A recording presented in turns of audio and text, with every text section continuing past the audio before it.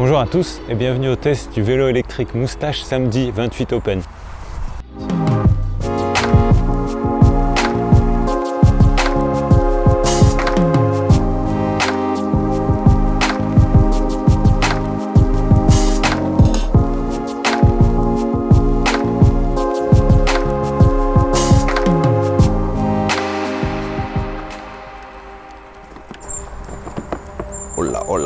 Voilà, on est parti pour ce test du vélo électrique Moustache samedi 28 Open. Ça fait à peu près 1000 km qu'on roule ensemble tous les deux, donc on commence à bien se connaître. Et j'avais envie de vous faire cette petite vidéo pour vous partager des conseils, notamment sur la gestion de l'autonomie, la question que tout le monde se pose. Comment faire pour optimiser l'usage de sa batterie sur un VAE. Et si vous aussi vous êtes intéressé par l'achat de ce genre de cycle, vous pourrez trouver quelques éléments de réponse.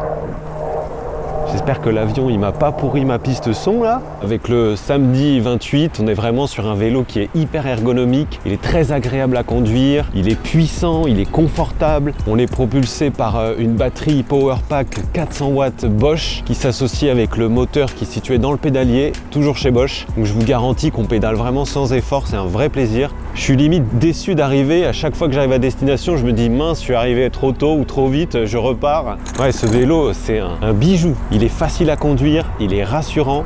En plus, il est proposé avec des matériaux de qualité, notamment les freins hydrauliques Shimano. Il est conçu et assemblé en France dans les Vosges, donc par la marque Moustache. C'est vraiment une référence dans le monde des vélos électriques. En plus, on roule en moyenne entre 20 et 25 km/h.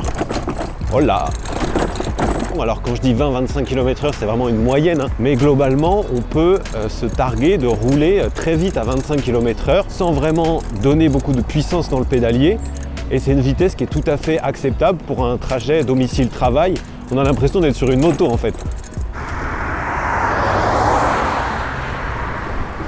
Ah, laisse-moi passer là! Chauffard! Moi j'aime bien ce vélo parce qu'il est vraiment facile d'entretien. Les pièces elles sont de super bonne qualité, on les trouve facilement dans le commerce et il n'y a pas besoin d'avoir un CQP cycle pour pouvoir remplacer le pneu ou si vous bricolez un petit peu, vous pouvez tout à fait vous-même gérer les pièces d'usure et si jamais vous pouvez déléguer les réparations ou les révisions à des spécialistes. Un des nombreux avantages de ce vélo, c'est qu'il est assez discret finalement. On va la refaire. En fait, il se fond dans la masse. Et personne ne remarque que c'est un vélo électrique. Si vous enlevez la batterie, franchement, il y a peu de gens qui remarquent que c'est un vélo électrique et qu'en plus c'est un Moustache. Là-dessus, rassurez-vous, si vous l'attachez bien, personne ne fera attention à votre vélo. Vous enlevez bien la batterie et c'est nickel. Oh, doucement là! Comme je vous le disais, on n'a pas besoin de forcer avec ce vélo. Comme par hasard, je dis ça, il y a une montée là. Oh. Ouais, j'allais pas assez vite. Voilà, comme je vous disais tout à l'heure, on n'a pas besoin de forcer avec ce vélo. Parce qu'on profite des différents modes d'assistance électrique qui vont du mode éco au mode tour, sport et turbo. On est tellement propulsé par le moteur qu'en fait on ne fait vraiment pas d'effort et ça change vraiment le rapport à ses déplacements quotidiens.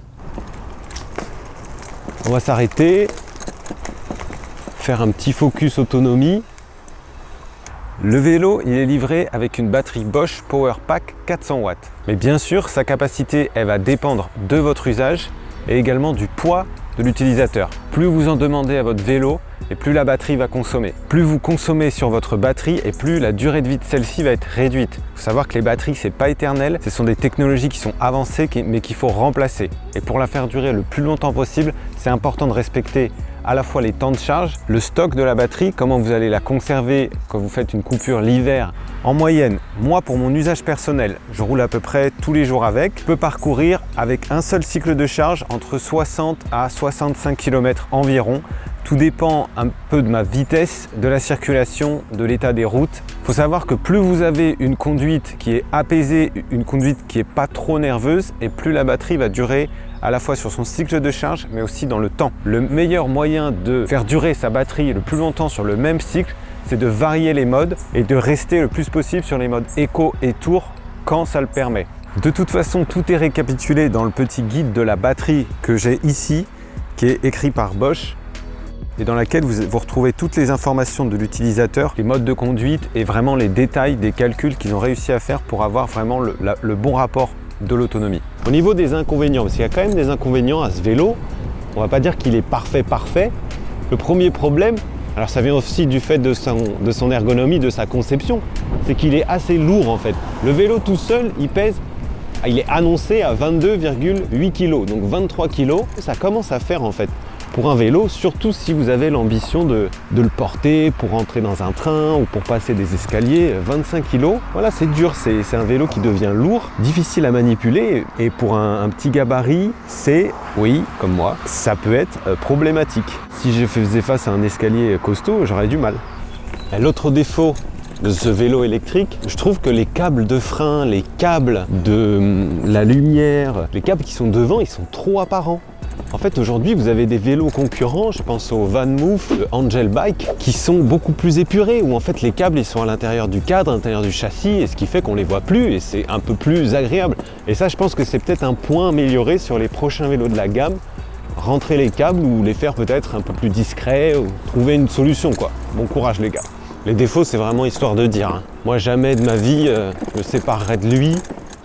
Je ferai peut-être une autre vidéo, un autre bilan, peut-être à 3000 km ou 5000 km, voir combien de temps il a duré, ou est-ce que j'ai changé la batterie. Et en tout cas, voilà, ça m'a fait plaisir de vous partager les avis que j'avais sur ce vélo. N'hésitez pas, si vous aussi vous souhaitez plus d'informations, à vous rendre directement sur le site de la marque. Sachez que je touche aucune commission ou rien du tout, je fais vraiment ça par plaisir. J'ai surtout à cœur de promouvoir la mobilité douce dans les villes, donc c'est surtout pour ça que je le fais. Celui-là, je valide le modèle. Après 1000 km, c'est une franche réussite. J'espère que la vidéo elle vous a plu. N'hésitez pas à vous abonner, il faut faire quand même attention à la route, hein. Si vous souhaitez avoir d'autres tests, n'hésitez pas à la partager. Si vous connaissez quelqu'un qui a envie de se lancer dans l'achat d'un VAE, vous pouvez tout à fait me poser vos questions dans les commentaires, je me ferai un plaisir d'y répondre. Allez, bonne journée à tous, bonne route et vive les vélos!